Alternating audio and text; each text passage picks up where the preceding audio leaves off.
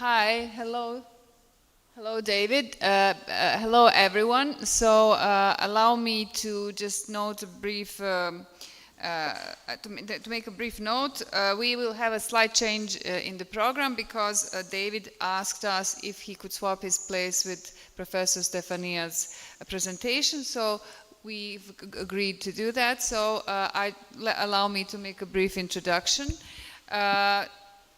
Welcome to the fourth session of the 13th International Symposium Music in Society. In this session, we are pleased to host three presentations. We will start with David Cotter, doctoral candidate at the University of Cambridge, who will present a paper entitled Virtual Music Performance in the 21st Century. Following will be the presentation by Professor Leon Stefania from the University of Ljubljana with an intervention entitled Style Analysis in Music in the Internet Era. And we will finalize this session with the presentation by Angelo Martingo from the University of Minho, Portugal. Neurosociology of music and music sociology with brains. As I will once again note, the last session will not be recorded or streamed online. First, today I would like to welcome our colleague David Cotter. And David, you have the floor. Great, thank you ever so much. I'm so sorry that I can't be with you there in this wonderful room today. I had flights booked to Pajorica, a couple of days in Montenegro planned, and then the rest of the week was down for Sarajevo. But as you can probably hear in my voice, I spent most of the last few days in bed. So I will be doing my best today to get through this. David, the sound quality is not perfect, so could we ask you to just speak a little bit slower? It will help us to understand what you're saying, if you don't mind. Okay. I'll try and speak a bit louder. Hopefully that's okay. I was just apologizing for my ill health. I will do my best today. I will just share my screen to begin with.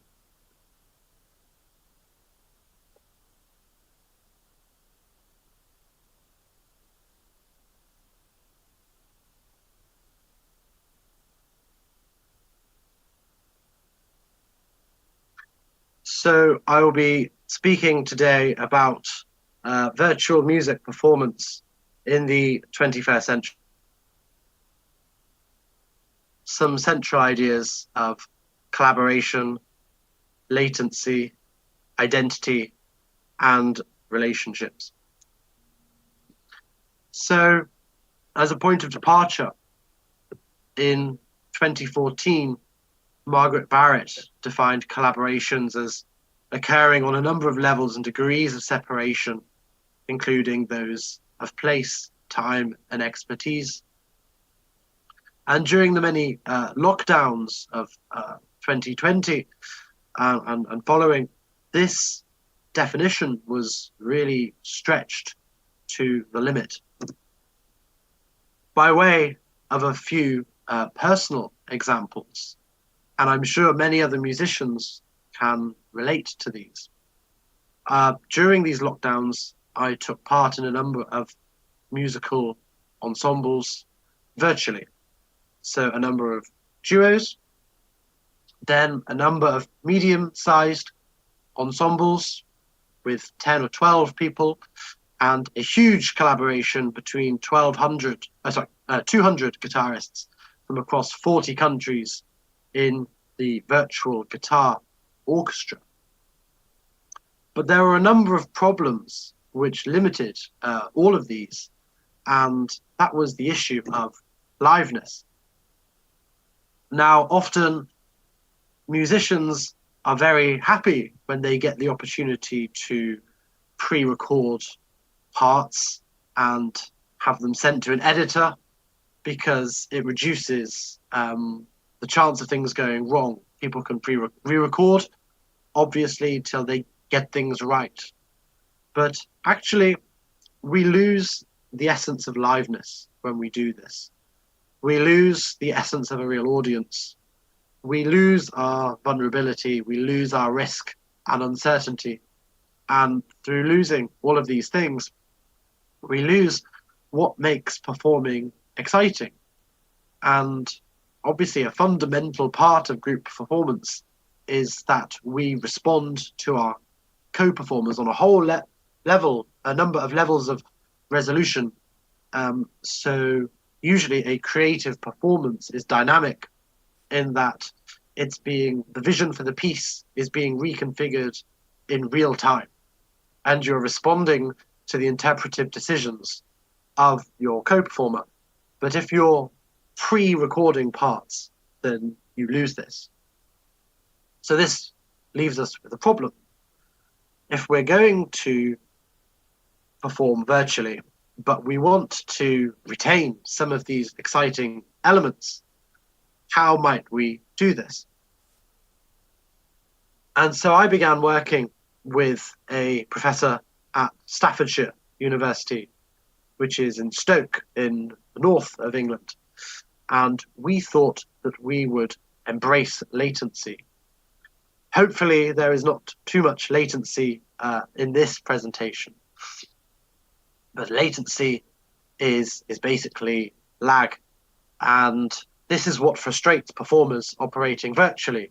And the reason why we often resort to pre-recording parts is that even a half of a second delay can completely scupper any chances for synchronizing during performance. And it's impossible to eradicate this completely. So we thought we would design a piece which embraced latency and then have a look at what we might learn from doing this. So we began designing a score which would be non-time critical. That was very important, and one which might encourage interaction between the guitarists, both of us, and an electronic patch. So this is an example here of the patch which we used in our piece, Latent. And what it does is it takes the material which you feed the computer, we use Super Collider, and it will give you that musical material back, but it will change the musical parameters. So it may change the dynamics, it may change the timbre, it may change the gating, it may change the melody itself by a process of augmentation or diminution. And so the effect is that you have two performers and two virtual guitarists all responding to each other in a chaotic way in real time. The way the piece was composed is that my collaborator would come up with a number of gestures which he felt worked well on the instrument, and then I, in return, would develop a number of gestures too. Obviously, when you are trying to perform with a virtual performer, a computer, it is no good providing it with long 20, 30-second romantic melodies, because the machine cannot perceive these. What you need to do is you need to send smaller concrete gestures which the computer can grip onto, ascertain as a whole, and then begin mediating back to you. So we both had a variety of material, and we were wondering how we might begin to amalgamate this and assimilate it in an interesting fashion. And we looked at the non-time critical graphic scores of people like Fernyhough and Crumb and Stockhausen and Eric Egan. And at the same time as we were doing this, we were realizing that any collaboration, ipso facto, must possess elements of order and chaos. We had shared musical interests, but different areas of expertise. Technology was aiding our collaboration, but we were lacking the physical tools to really get on top of it. And so we thought and we settled on that iconic age-old image, the yin-yang symbol, which symbolizes order and chaos accordingly. We used that as the basis for our piece. The two performers. First performer, their musical material is on the right-hand side. Second performer on the left-hand side. Performers are invited to perform gestures and play around with them before returning to this ubiquitous low E motif. And there is pitch tracking, an algorithm within the code, which when it hears this low E string, will move the computer patch onto the next stage within the patch. So it's a very dynamic thing. This score measures about 1 meter by 1 meter, so 100 or so centimeters by 100 or so centimeters. It's a big score.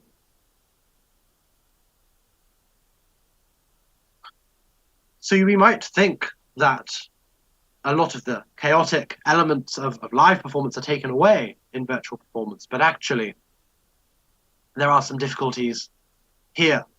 One must contend with their instrument, but also the video recording software, the electronic patch. They must keep an eye on their co-performer. They must keep an eye on their score, and they must keep an eye on the technology which keeps the show on the road. And so this has a very draining effect on one's attention. So it, on the one hand, can be much harder to assimilate and synchronize with your co-performer when you're amongst this. I would love to share a brief part of the performance now. I will try sharing my screen, and I wonder whether you have any sound. If you do, great. If no, just please let me know, and I'll move on.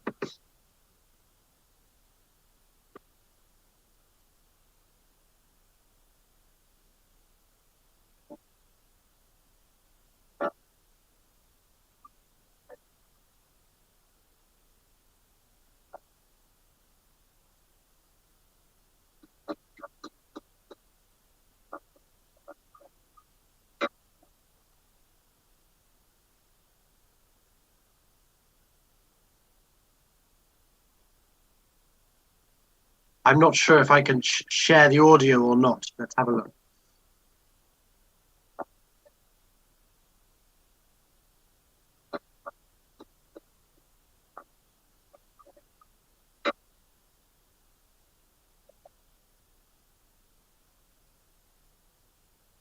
David, if you don't mind, I think what you're sharing is the audio through the speakers and not as a share as computer sound, which is maybe why we're not getting the full reproduction. Yes, that's unfortunate. Unfortunately, when I go to share, I'm not given the chance to share computer sound today. Unfortunately, it might be the nature of the way this is being done as a webinar. That's okay. I'll return to the PowerPoint. Okay, so that's a shame that we cannot have the audio, but this is on YouTube. The piece is called Latent, Latent, and I would encourage anyone who is interested to go and have a brief listen. There's also reference to it in the abstract of this talk. So we learned a lot during this performance about the omnidirectional feedback loops which are present during any kind of performance, and how these, by fiat, become more complicated in an exponential fashion by way of the number of performers which you have. So when we were playing live virtually with each other, we were directly influenced by the musical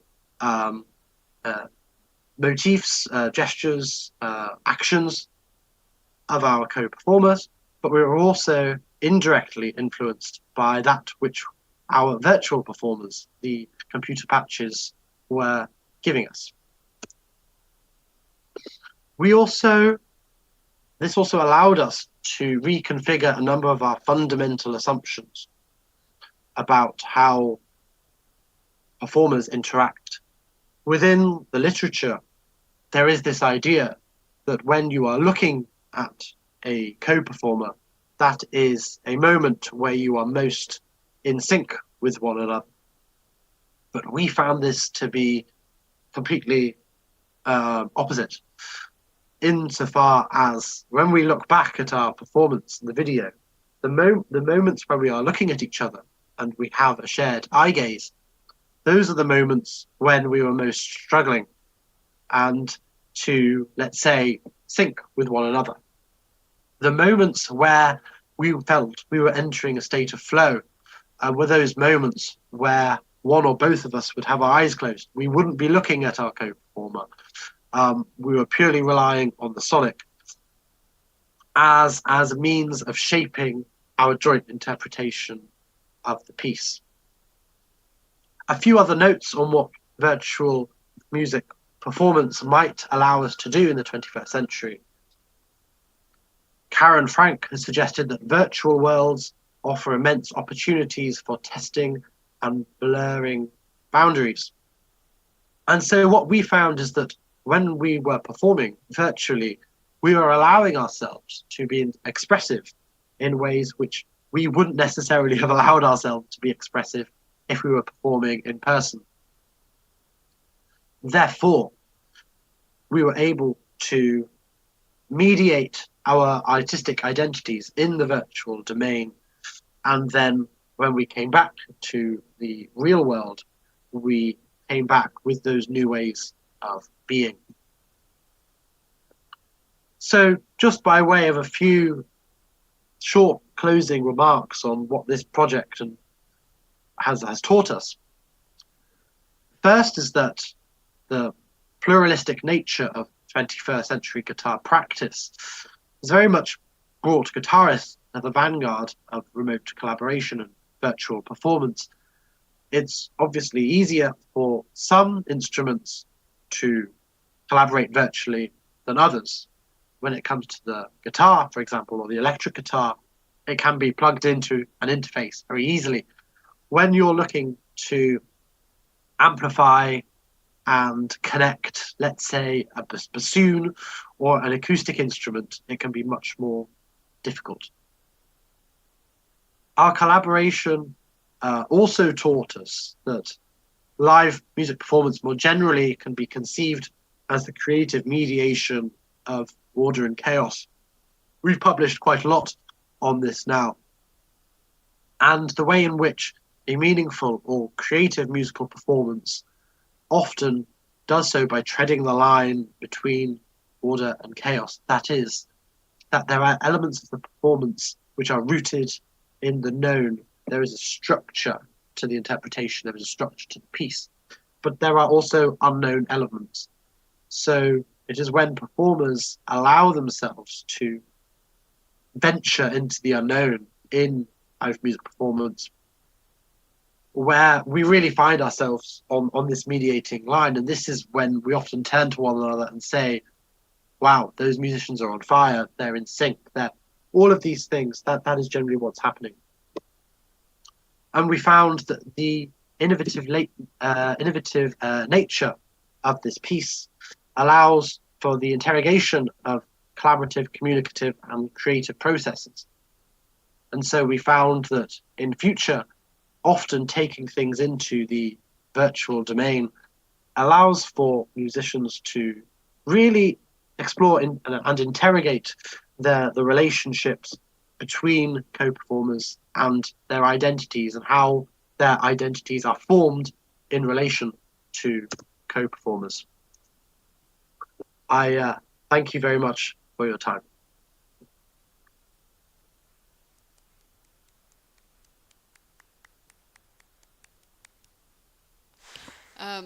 Thank you very much, David, for this, I believe, very important presentation. We are obviously now living in an era where ideas of collaboration and participation are the key issues, the key questions, the key necessities of any artistic practice in any artistic domain. So questioning very particular both practical and aesthetical aspects of collaboration in a contemporary virtual context is very much relevant. What I particularly appreciate is your focus on, I would say, embracing a new medium, embracing the roles and the rules of the new medium, which is the medium of virtual artistic collaboration, as a new means of not only creating music, but as a means of creating new epistemologies for understanding music and for opening what music or what sonic arts could indeed be. I open the floor for the questions from the audience, if somebody would have a question or intervention regarding David's performance.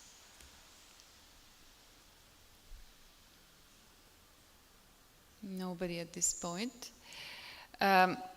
In which case, David, I'm curious, how do you see the next stages of this research? Do you see development of larger collaborative pieces? Do you see them extending further than the format you have just presented? That's a good question. So in this instance, we were very much doing away with the constraints of latency. We were happy for there to be a huge amount of lag, and that taught us a lot about the ways in which performers interact. In our follow-up, what we are doing is we are aiming to synchronize with one another as much as possible in our next collaborative composition. Now, obviously, this is technically impossible when you've got a degree of latency, but there are still a number of approaches that performers use to desperately try and sync with one another. And so what we are hoping to find out from this is the ways in which musicians do try and synchronize and the ways in which they do try and coordinate. And again, use this virtual world as a testing space so that when we come out of it and we come back to the real world, we have a heightened understanding of the ways in which we can cooperate, communicate, and collaborate. Okay, thank you very much, and we look forward to having you in the next symposium and possibly with a live presentation, which will also allow us to hear the practical result of your research. And I have to say that David's presentation was very good introduction to the next presentation that will, the one that will follow by Professor Leon Stefanija from the University of Ljubljana. As Varese once said, the century of airplanes needs new music. I would say the century of virtual music needs new style analysis. So we are very happy that Professor Stefanija will present a paper entitled Style Analysis in Music in the Internet Era. Thank you very much. Actually, I would start with the question. What we have gained from those technological advancements. And it was about 10 years ago when I found out that there is a bunch of computer guys who do live coding. And probably, David, if you are still there, please correct me. So those are parties where computer scientists just interact with each other through computers. And there are also parties with those live coding sessions. So it is a fact that music has changed drastically with technology. And style, what kind of a style?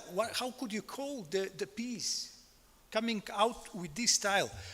Well, it's a free improvisation, which used to be popular in the 60s. From Ornette Coleman to Vinko Globokar. So this was a kind of a very fancy thing at the time. And we have today the same issue. It was popular also in at the turn of the 20th century with Dadaists and the Futurists earlier on. So those style-related issues are always important and new.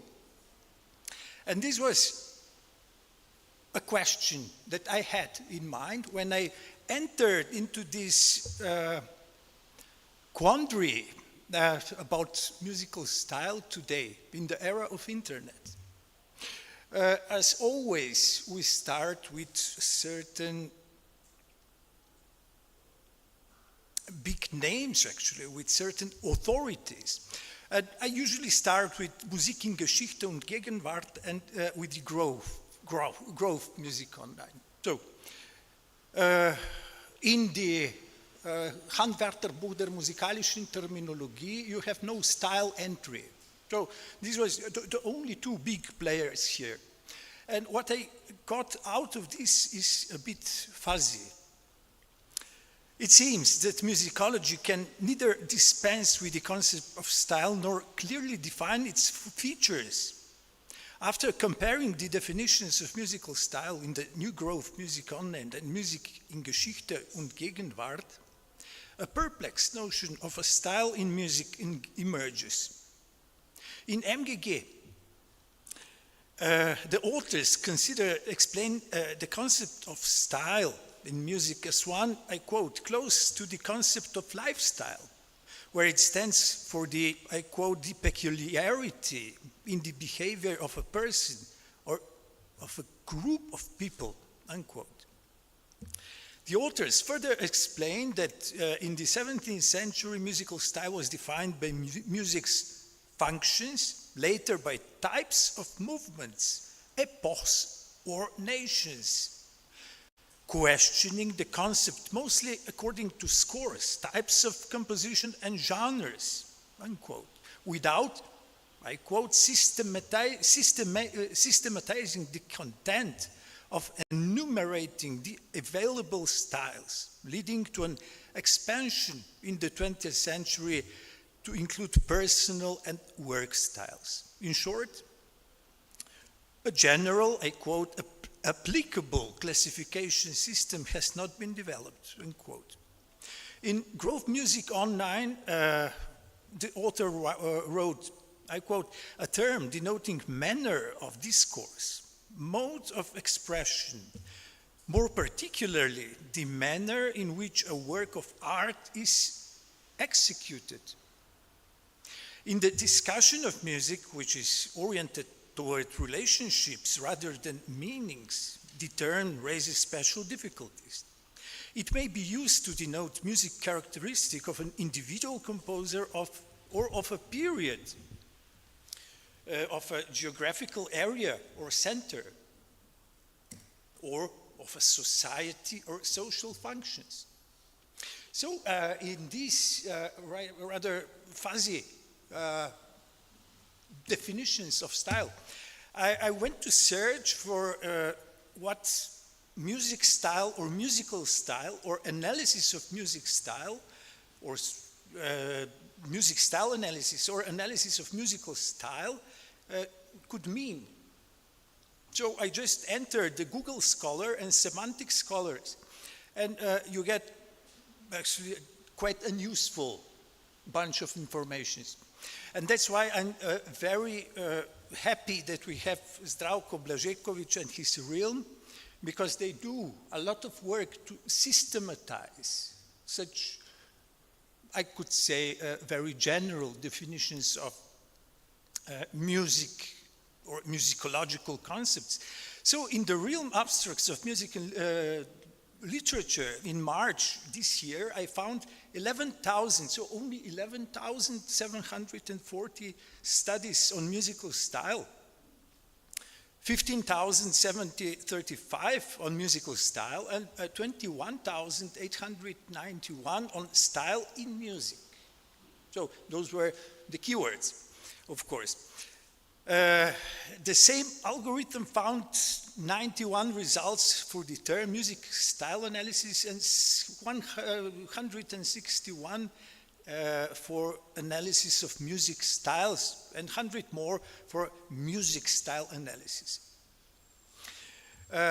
When I browsed through those entries or contributions, I was quite confused.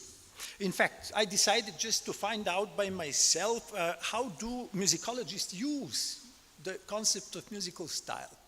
Because I was not able to find anywhere else, I just took 4 books. One of music theory, the Western music theory, actually the Cambridge history of Western music theory.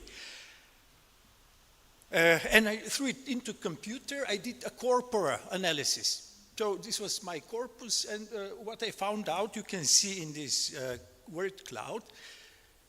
I will not go into details because I would love to get just the big picture. The usage of style, I found style cited 231 times.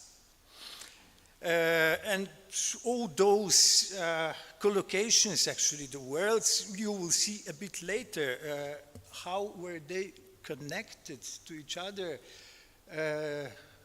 from above, from a distant reading. So we got somehow arranged usages, which are spatial, temporal, modal, causal, personal, depending on musical structure or form or aesthetics. So those categories could be found out in using music theory, music theoretical writings on style. This was, of course, only one point of view.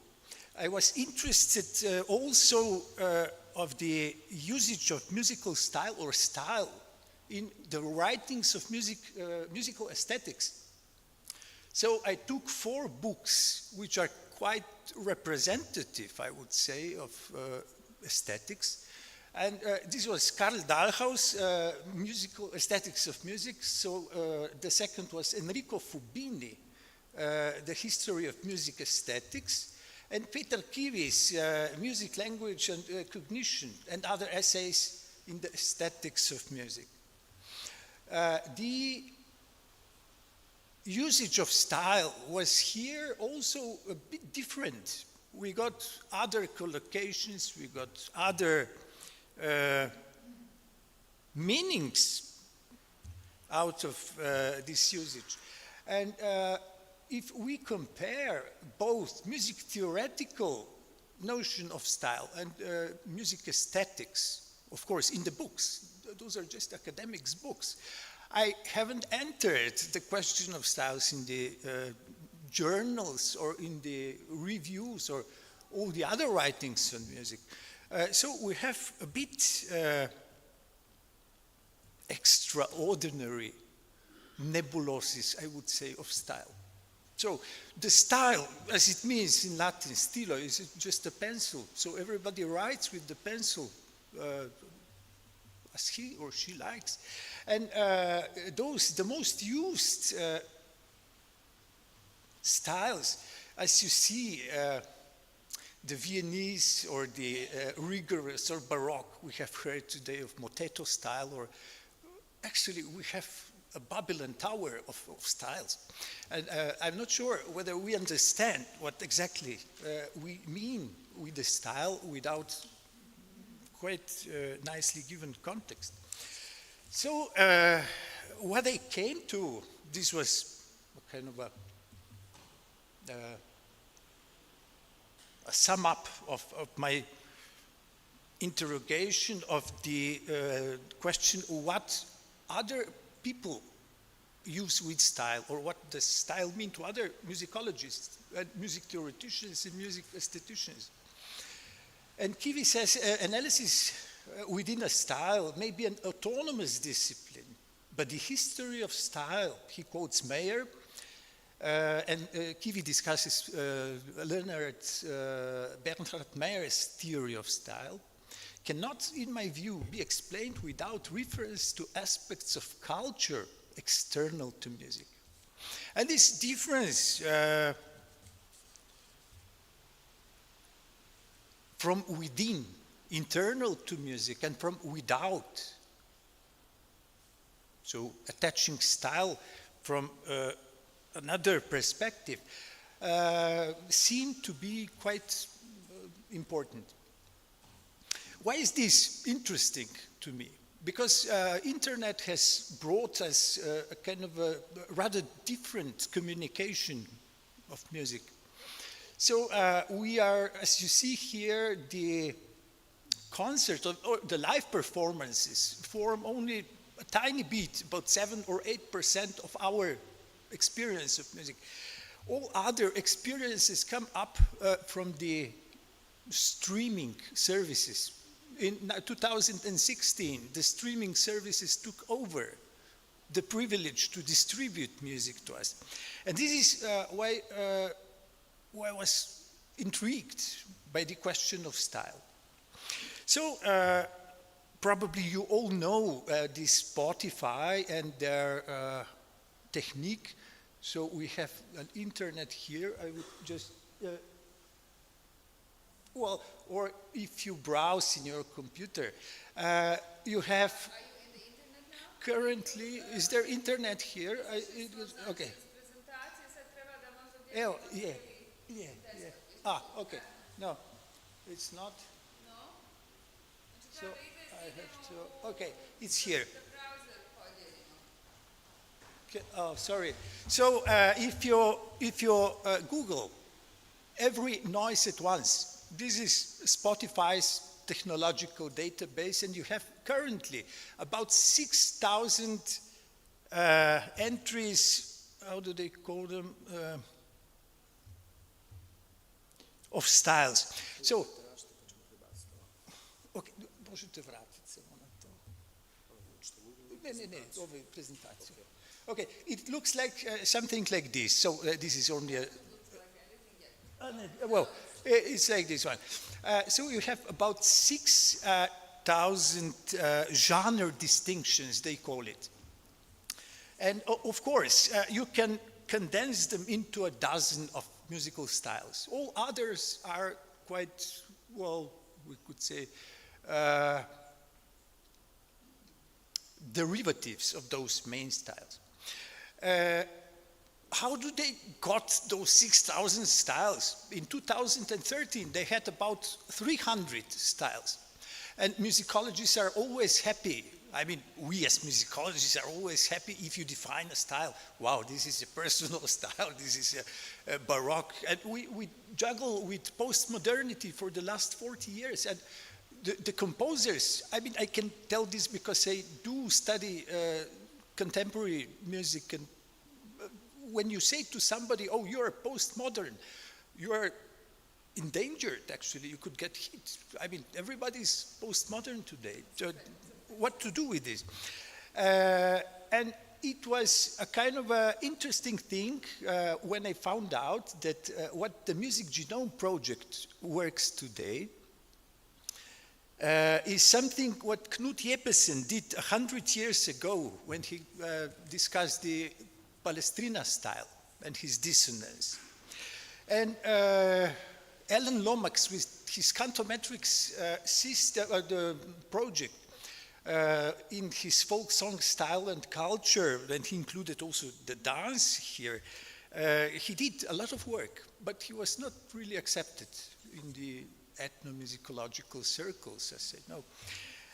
But it is the same what the Music Genome Project has done since 1991. And the Music Genome Project is one of the most ambitious analytical projects today. Covers 5 music genres: pop, rock, hip-hop, electronica, jazz, world music, and classical music. And they did this using genes from 5,865 genre-shaped distinctions by Spotify this spring. And what they did actually is something what musicologists and composers have done quite a long ago, actually. Vladimir Karbusitsky, those are just 2 examples from the history. And Helmut Lachenmann. Vladimir Karbusitsky offered 5 archetypes of musical form in the 90s. actually even earliest in the 80s. And in the middle of the 90s, Helmut Lachenmann appeared with one of his, with his only book actually. And at the beginning, he gave his archetypes of musical structures. And what those structures and musical forms as archetypes of genes of music. So we could say those are those genes where all the other differences appear. We got, so I'm not going to into details, but in both cases, we are dealing with universals, a kind of universals of musical structures on different levels. Karbusitsky on the macro level, Lachenmann on micro level. And those are, of course, they should be complemented from without, from our perspective or perspective of a listener. And what I got actually is how to deal with this big data analysis. And I will not go into details with all those streaming services. But what we have today, and this is a kind of my summarized view of today's music research community. On one side, we're searching for music structures. On the other, we are searching for effects of those music structures. And there are quite a lot of different competitive views how to define them. And my three conclusions are, so if we have about, in this global jungle, about 130 concepts of classical music today. So how to define this classical music today? Here are only 30 of the total of 136 definitions. This is a kind of a quite strong issue that we have with musical styles today. The second question is how to expand this musicological horizon of viewing on not only musical styles, I would say. So this Babylonian tower of styles should be underpinned from within on one side. And we need a lot of data on the musical structures today. And we cannot get them even if the technology is very advanced. But on the other side, we have to deal with what people have called folksonomy of musical style. So the taxonomy given by the people. And as the last, and I will conclude with this, we have to deal with the paradox of differentiation. So the more differentiated the concept of a style is, the broader its semantic scope becomes. So this double coding of musical style, and I think of many concepts we use in music research, are quite appealing call toward kind of a global music research. Global, not musicology, but ethno/musicology. So thank you very much.